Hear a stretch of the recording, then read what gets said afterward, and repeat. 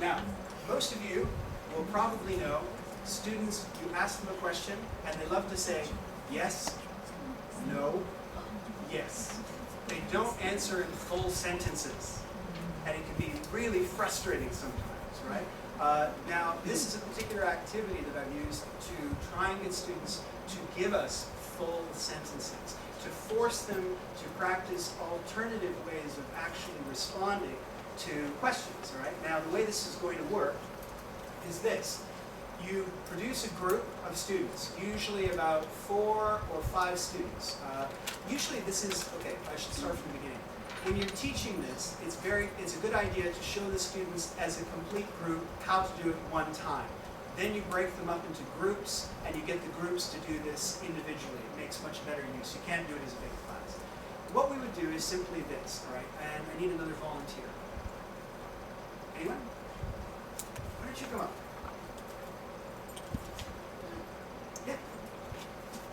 Yeah, come on.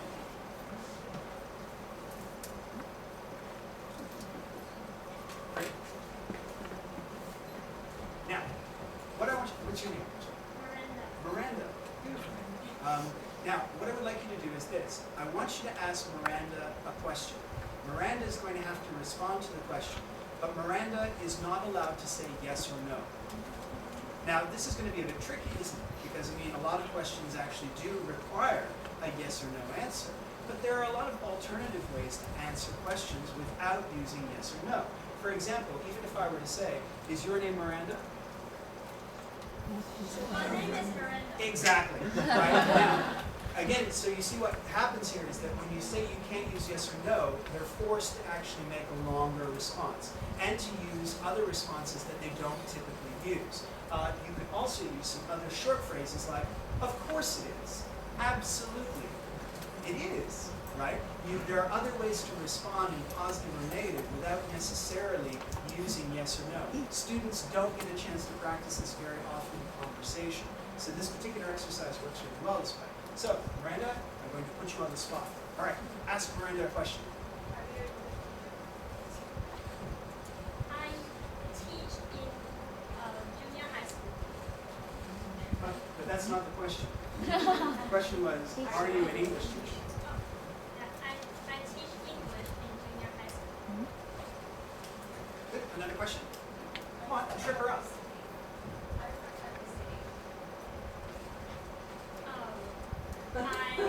My hometown is in Tainan County, and I live in Taipei County now. Do you like sports? I like to play volleyball. Do you enjoy the class? Do you enjoy the class? I think the whole day class is excellent. Do you read a lot? Do you read a lot?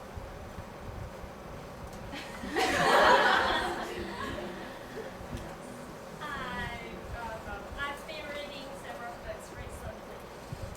Excellent. Now, one of the things you're noticing, and this is the reason I want to show this to you, is that she's starting to get used to it, right? She's starting to predict this, and it's getting harder.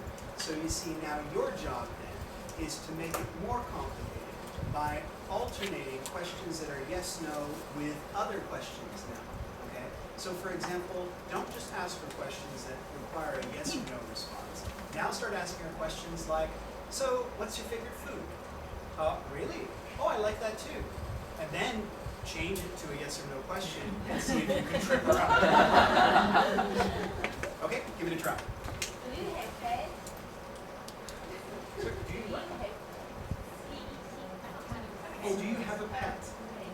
I have a cat whose name is Coco. What do you What like? is Coco? Your pet's name is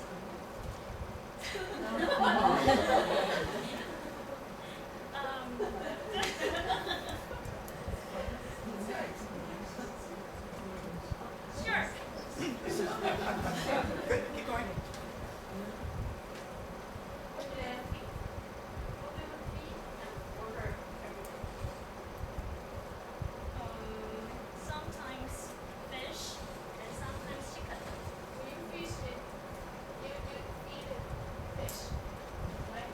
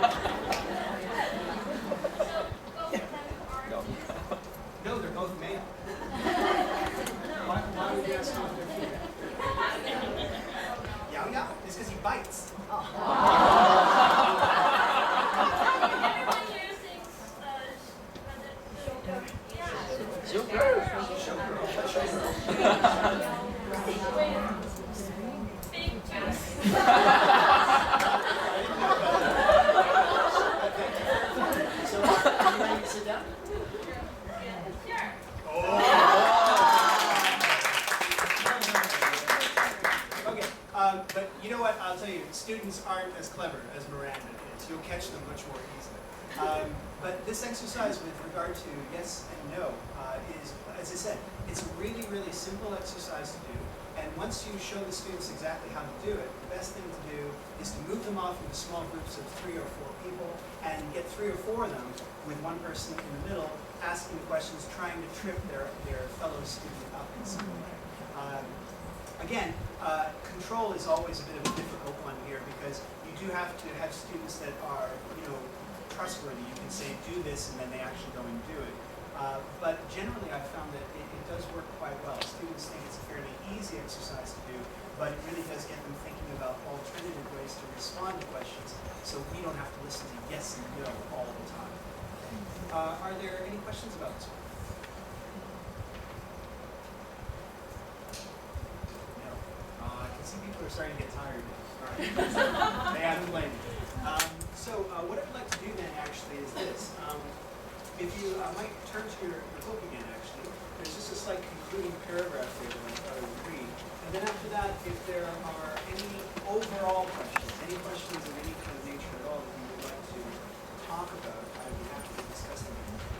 These 3 activities that I've been talking to you about today, they work to create an environment in which the students can practice speaking specifically. And the first activity, as I mentioned, is guided, short, and it allows them to express personal opinions. And personal opinions are always the things that most people feel most comfortable expressing. I have the opportunity many times to teach a public speaking course, and usually when you get people and you're teaching them how to do a speech, the first thing you start with is personal opinion, something that they can express for themselves. They feel the most confident in that particular area. The second activity, engaging the student in dialogue and performance, but with the safety of the script in hand, as I mentioned. The third activity, aimed at more active classes, where students know each other well and feel comfortable thinking on their feet. And actually that is important, I did forget to mention that. The third activity is best used when a class knows each other better. So not something you'd want to begin with at the start of the year when people are still trying to find their place in the classroom. All 3 of these activities allow students to practice conversation, I think, in the classroom efficiently by playing off with some of the advantages of the large classroom that we talked about at the very beginning of the presentation.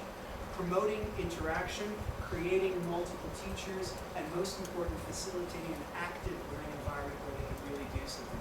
And of course, the last thing, which is time, which is such a very, very important factor for all of you with your very tight schedules that you have to do.